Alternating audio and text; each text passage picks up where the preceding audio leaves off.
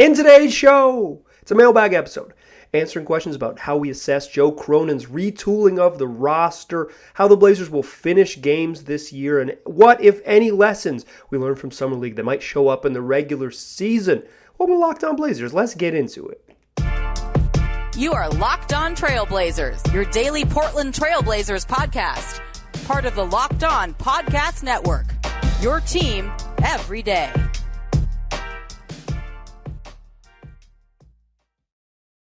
What up, world? It's your past first point guard and Trailblazers reporter, Mike Richmond, and you are listening to another episode of Locked On Blazers, part of the Locked On Podcast Network, available wherever you get podcasts and also on YouTube.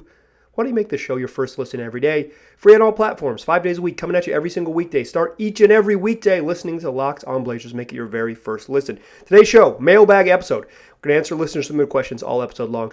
If you want to get involved in a future mailbag episode, the number one best way, tried and true method to get a mailbag question in the show is to email me, lockedonblazerspod@gmail.com is my email address, lockedonblazerspod@gmail.com. One more time for you, lockedonblazerspod@gmail.com. Also on mailbag days, I send out a tweet. My Twitter handle's @MikeGRich, and I'll send out a tweet soliciting questions. If you respond to the question, I'll get you in the show or a future show. Future show is the big one here. I only going to use one from all the Twitter responses I got today, but I got a bunch of fun ones, and we do this every day. So we're going to do a mailbag next week, and I'll use a bunch of the ones I got from Twitter. If you want to go respond to that tweet, it'll be top of my feed. Probably not going to tweet anything else for the next 24 hours. So find me there @MikeGRich on Twitter, or just scroll until you see it. It will be obvious, but email, absolutely the best way to do so. Before we jump into the mailbag, some news from Blazerland. The Portland Trailblazers announced today that Shaedon Sharpe will not need surgery on his injured shoulder. That's wonderful news. That is just wonderful news. Sharpe got hurt 5.5 minutes into Summer League, and the Blazers were always going to be cautious, but they were calling it a small labral tear, like a small tear in his shoulder. Obviously they didn't want to do surgery, but a lot of labral tears kind of end that way, and I was nervous that it might. You're talking 4, 6, 8 months, depending on the severity of the tear, if there is a surgical option. No surgery means that Shaedon Sharpe's likely going to be available and ready to go, or at least according to the team, should be ready to go when we get to training camp in the fall. So this is great news. Sharpe just needs time. He needs to play. He needs to be able to be on the court, and having him miss a big chunk of the regular season would set him back even further. And logistically, if he comes back, if he were to have surgery and come back, 20 games in the season or whatever, it's just harder to drop him into, hey, you're going to play, because you've already established rotations and established that type of stuff. If he's ready to go day one in training camp, it's easier to sneak him in and try to figure out where he plays early in the season and see what you got, because that's the most exciting thing about Shaedon Sharpe. I don't know that we know what the Blazers have, and you want to see him on the court. So good news. Happy that Shaedon's not going to have surgery, and we're going to get to see him. Wish we'd seen him in Summer League. Cannot wait. Most fascinating player on the roster. Cannot wait to see that young man play. All right, let's get into some mailbag questions. This first one comes from Dr. J, who asks, how do we assess Joe Cronin's first shot at retooling the roster and going all the way back to the trade deadline and the first moves Joe Cronin made to where we are now. And Dr. J notes that we, and that's a collective pronoun for those of you scoring at home, we sent out Norman Powell, CJ McCollum, Robert Covington, and Larry Nance, of which Robert Covington was not coming back, and we got back, that are still with us to this date, a bad team that helped us get the number 7 overall pick. That number 7 overall pick was Shaedon Sharpe, Josh Hart, Grant, who that was acquired via the traded player exception. That was part of the CJ McCollum trade. Justice Winslow, part of the Norman Powell-Rocco trade. Keon Johnson, same trade. Didi Louzada, who was also part of that New Orleans trade, and the 57th pick in the draft that was acquired in the Joe Ingles deal with Utah. So the Blazers end up with Shaedon Sharpe, Josh Hart, Jeremy Grant, Justice Winslow, Keon Johnson, Didi Louzada, and Jabari Walker, and they sent out Norm, CJ Rocco, and Larry Nance. Also Tony Snell. Tony Snell didn't make Dr. J's email. Dr. J, come on, dog.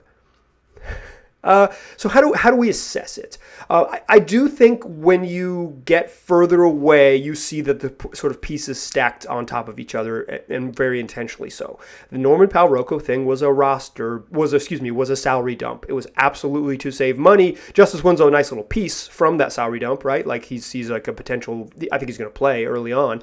Like he's a rotation player for dumping two like legitimately good NBA players in Rocco and Norm, and you get back one rotation piece. But it was a salary dump, and it allowed the Blazers to do what they do, and now they're like $1.5 million or $1 million, 1.2, 1.4, something in that range, just above the salary cap, pushing up against the tax apron. They basically spent all the money they possibly could. So dumping that salary allowed them to do so. The New Orleans Pelicans trade seems very, very, very specifically designed to acquire Jeremy Grant. They made a trade that perfectly fit Grant's salary within like $9,000 of the traded player exception they created. By including Larry Nance in that trade, it allowed them to create that traded player exception. Seems very intentional. All of these steps seem very intentional. Now, you might not love the roster. I don't love the roster, quite frankly. I've said this before. I'll say it again. Like, I like the Blazers players. I really like Gary Payton. I really like Josh Hart. I think I've talked myself into liking Jeremy Grant, although I'm not a super big fan. But like, I like Trendon Watford. I really like Jabari Walker. I'm excited to see Ant in like a big old role this year on a team that expects to be good. Damian Lillard has brought me as much joy as anyone in the NBA ever has watching him play. Like, I like the Blazers. I like the Blazers roster. Like, I like their players. I like the players, but I don't know if I love like the team. I don't know if I love like the sort of collective group they have. But I do legitimately. I sort of like the group, but I don't like the group collectively. And so I think how I assess Cronin is in a couple ways. One, I think he did fine. I'm from an era of grade inflation. Like, if you grew up when I did, C's were bad grades, in most parts, and at least in my neck of the woods. So, like, a B minus is a bad grade, and I probably give Joe, like, a solid B. I think it was a solid B. I took care of, retained the players he retained, maybe overpaid a little bit for both of them, but you want to just keep good players in the roster. I like the Jeremy Grant move. I like the Gary Payton move. I don't know if I love it all collectively, but like I said, a B. I think he gets a solid B from me. But I also don't think he's done. I talked about this with a friend who follows the team relatively closely, and he was like, I'll give him a shout out. We'll call him Jen's husband. And Jen's husband said that the Blazers almost assuredly are setting themselves up for a trade. Like, there's no way this roster goes forward. No way. This was 3 weeks ago when we had this conversation. No way. It's like they're just, whatever it is, like whether it's in December or January or at the deadline of February, there is no way that like this team looks the same after the trade deadline. And I agree. And then today in a radio spot on 1080 The Fan on Dirt and Sprague, a morning television show with Andy Dirt Johnson and Brandon Sprague, 6 to 9 a.m. on 1080. That's a real radio plug if you're listening out there, Sprague. That one's for you. You're still number 3 all time. But Cronin in that radio spot, also Joe Cronin doing local media hits, how about it? But Cronin said like that it's impossible to say the roster is ever finished. And part of the reason it's ever finished is because he looks at the team and he was relatively honest with this response. He kind of hedged a little bit at the end of the response, but like it's hard to put like big, bold goals on it when you look at the roster. So what you want to do is say, Dame's pretty good. We've got some parts that are pretty good. What else do we need? Like, it's coming. A trade's coming. So I would say to this stage, I'll give him a B. He's talked about it taking multiple cycles. When we get back to that next cycle, which is like trade season, like truly starts at the calendar flip. There might be some big trades in December. Like Kevin Durant might get traded in December. We'll see what happens. But like typically January, like of the New Year's when like trade season honestly and earnestly begins in the NBA. After January 15th, everyone in the league basically can be traded. So that's when it really opens up, is that month from January 15th to February 15th. That's time. I think we'll revisit this then. So right now it's a B, and I think it has a chance if this, things seem to have built off each other. Joe Cronin has taken some pretty intentional steps. If that continues to happen, and he can continue to upgrade this roster with some incremental moves, something his predecessor was very good at, we could bump this up to a B plus A minus. I think that's totally real. Now I think it's like he did pretty well. I just don't love all of the fits, and I want to talk a little bit more about those fits later in the show. I also got a couple more questions that we'll answer in the second segment, but first I want to tell you about Built Bar, the best tasting protein bar that there is. They got a couple new really fun, yummy flavors. Today I was snacking on the cookie dough puff Built Bar. That's rocking 15 grams of protein, just 130 calories. It is a chocolate-covered, marshmallowy protein bar with real cookie dough bits on top of it. I don't think you're going to find something similar out there, so don't look. Instead, go to Built.com, get something that tastes great and packs a punch, and while you're there, use the promo code LOCKED15. You'll get 15% off your next order. That's promo code LOCKED15 for 15% off at Built.com. All right. Shall we keep it rolling on this glorious special delivery mailbag? A reminder, if you want to get involved in a future mailbag, the best way to do so sending me an email, lockedonblazerspod@gmail.com. This next question comes from that very inbox, comes from Casey, who asks, do you think Jared Vanderbilt could be available for the right price? What would that price look like? Is it Keon, Dede, and second-round picks? Don't think that's the right price. Yeah, Jared Vanderbilt seems to be the name that's being bandied about for the Blazers, and I think the obvious reason why, I don't exactly know where this started, so if someone does know where it started, I apologize. You could tell me where this, I don't know if it's a rumor, I think it's an interest. It's a just collective interest from the Blazers has started.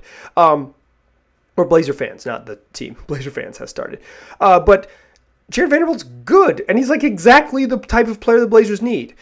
He's really limited on offense, but he's a really good rebounder. He's really long on defense. He can guard a lot of different positions. Like he guarded Anthony Simons in the matchup this year, and I thought he did a really good job against him. He's kind of a center also, but he can guard, he can really guard a lot of different spots. He plays hard as hell. He's really fun. He's a fun player, even with basically zero offense. He can dunk, and he gets rebounds, and he can roll to the rim a little bit. Okay, cutter, but no individual offense. You can't throw him the ball and have him do anything. And he plays for the Jazz. If you don't know who Jared Vanderbilt is, he was acquired. The Jazz acquired him in the Rudy Gobert trade. I don't really understand why he would be available. Obviously, the Jazz are blowing things up, and anyone could be available. Literally any player on the roster could be available. So that's reason number one. But they don't. If they do tear it down, then I think they will trade Donovan Mitchell. I think that's going to happen. I think they are going to be bad on purpose. I think they're going to be a bad team on purpose. And they're going to have a boatload of draft picks and they're going to get to retool. And Danny Ainge has done this before, so maybe you're celebrating his return back to the great state of Utah, the Beehive State, to work his magic yet again. But I don't think. Well, one, I just don't. I think I don't put much value on. I don't think Dede Louzada is an NBA player, and I'm not a big Keon Johnson guy. I'll just put my cards on the table. Other people like him more than I do. To me, he's not a really tantalizing prospect. He's a really good athlete who has some defensive potential, but I don't necessarily see it with Keon. He's flashing lights for other people. Maybe they go off a little brighter. For me, they don't necessarily. So I don't really value that package very well. But so Jared Vanderbilt's good and he could help, which means that if the Jazz do want to trade him, they could very likely get a better return than that. I'm not 100% sure, but it seems like they get a better return than that. And they don't need to trade him. He's 23, and Jared Vanderbilt is not, he's good and fun, but he's a role player. The Jazz can still be the worst team in the NBA if Jared Vanderbilt's on the roster. He's not going to prevent that. As good as he is on defense, as good as he is as a rebounder, he's not going to prevent them from being the worst team in the NBA if they want to be. They can keep him there. He's 23 years old. I would assume that he has real value to teams that want to be good because of his skills as a role player. I don't think the Blazers with specifically that package can get close. And I think the Jazz don't need to rush on that one. So I like the Blazers need length. They need exactly Jared Vanderbilt. He would be awesome on this team, and I'm all for it. But I don't see that package, or I don't really see a package the Blazers could offer that isn't like Nazir Little, which I would be skeptical of doing personally. To flip to Utah, that would be appealing. If you would trade Nazir Little for Jared Vanderbilt, sure, go for it. I think that's kind of that's where the asking price maybe would I would guess it would start in that range, because the Jazz also want to get good players on their team. That is also their plan. And if they are going to like truly fire sale it, they're going to open up the bidding, and they're not going to have to take 2 seconds in Keon Johnson for a good 23-year-old basketball player. Next question comes from Aaron, who asks, how do you see the Summer League defensive success translating to the regular season? And Aaron notes in this email that the Blazers were the only team to hold the Summer Knicks under 100 points, and they hold them to under 80 in both games. One of the really good defensive teams. I think the simple answer to this question is that it doesn't translate at all and doesn't mean anything. And I mean that for a variety of reasons. Miles McBride and Quentin Grimes are not the Knicks' starting backcourt. Jericho Sims is like the third center on the Knicks. This is the end of the Knicks bench. And for the Blazers, are any of the dudes who played at the end of Summer League part of like the real rotation? I think Jabari Walker will get some random burn early in the year to figure out whether he is or is not. I don't think he's going to be part of like the day one rotation, but I think he's like, typically how it works with rookies is, games 6 through 10, you kind of give them spot minutes in there. And if they pop, you say, okay, let's ride this out a little bit longer, like get them on the court early, see what you got and figure it out from there. And if they're not any good, bury them and have them do their work behind the scenes, get better and, be ready for other opportunities when they come. I think it's pretty typical. Trent Watford is probably going to be part of the early rotation, but he'll be on the fringe of it regardless. And he was a really good player in Summer League. The other dudes aren't going to play. Some of those guys aren't on the team. But like, Keon's not going to play. Didi's not going to play. Greg Brown's not going to play. It's just not translatable. What is translatable from Summer League? And it's what I said after Game 1 of Summer League. And now I'm citing my own stuff, which I kind of find embarrassing, but I already did it, so here we go. We saw what the Blazers want to do. The thing that translates is the sort of culture of it, you're hoping, like that they were kind of like obsessed with playing a bunch of different styles and aggressive defense and playing hard defense, and like it was like their summer identity. You're hoping that culture of sort of defensive accountability comes to the regular season with literally an entirely new cast of characters, right? Because it's just like the summer Blazers are not the fall and spring Blazers, fall, winter, and spring Blazers. It ain't the same. And two, schematically, I think the scheme is what translates. What did we see in Summer League? We saw a team that played a bunch of zone. I think the Blazers are going to play a bunch of zone. They played at the end of last season. They played it in summer. They're going to play zone. I've talked to Chauncey Billups about this. He thinks it's a good wild card to throw teams as kind of like switch things up. You got to match up and be smart in zone. The Blazers were really bad at it early in the year when everybody was healthy. They were slightly better at it later in the year with like the tank team, but still not very good at it. But again, it's like a whole new cast of characters. It's more scheme than folks. And then they're going to switch a bunch, and they're going to play aggressive defense. Varying levels of aggressive, sometimes super aggressive trap, sometimes kind of show and recover, sometimes trap, and then kind of somebody helps behind, and then you recover to the corner and scramble. Like, they're going to play varying levels of aggressive defense and varying levels of showing defense, and they're going to switch a whole bunch. That stuff they showed in Summer League, and that stuff translates. The sort of the things that you can hope carry over are the culture of defensive accountability and the schematic stuff that I think the summer team was pretty good at. And I don't read too much into it because the quality on the other side isn't very good, but they played great defense and won the damn Summer League championship. It was pretty entertaining. Sure. Also, Quentin Grimes and Miles McBride were taking pull-up threes in transition, and it's not NBA basketball. It's adjacent to NBA basketball. It's professional basketball at a lower level. So yeah, a couple people asked about the Summer League and were excited about the way the Blazers played. They played well, and it's like, have fun with it. But you don't, it's like why I say hold tightly to your joy. Like, that is a joy you should hold tightly to. The Summer League was incredibly entertaining. Like, that was really, really fun. I did like 6 or 7 consecutive shows about Jabari Walker. I was loving it. I love it. But that doesn't mean that I'm not like, I am who I am, or a realist about how hard the NBA is. I watch so many games. Like, it's going to get tough, and like what happened in Vegas has very little bearing, except that the last time the Blazers won the Summer League championship, they made the Western Conference Finals, so book it, they're headed back. All right, I got one more question to close out the show. That's what we'll do to end this one. So join me in the third segment. Still a pass first point guard. I'm still Mike Richmond, and you are still listening to Locked On Blazers. Let's keep it rolling.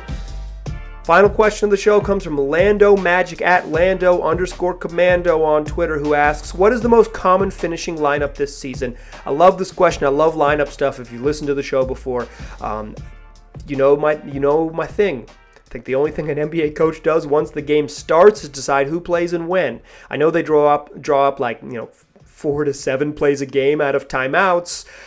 They do some other soft stuff. They say some stuff in the locker room, but really what they do is decide who's on the court and who they're on the court with. Who plays and when is like 85% of regular season game night coaching. You do a lot of coaching before that, you do some coaching after that, but when the game starts, who's on the court is the biggest impact you can have. Because you know what you can do? You can call a play and your dudes don't run it, or your veteran point guard says, that's an interesting idea, but I'd rather run something else. And you run something else because they're in charge. It's just that's how the league works. So who plays and when and lineup stuff fascinates me. It fascinates me.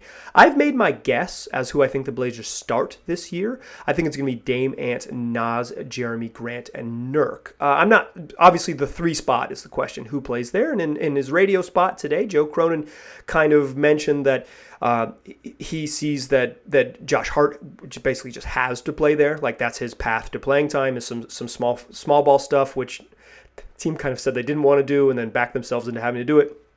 They're going to play Gary Payton there. They're going to play Naz there. He also hinted at Justice Winslow and Jeremy Grant playing center, so that's something. But like they're comfortable playing small, and the plan is to play small.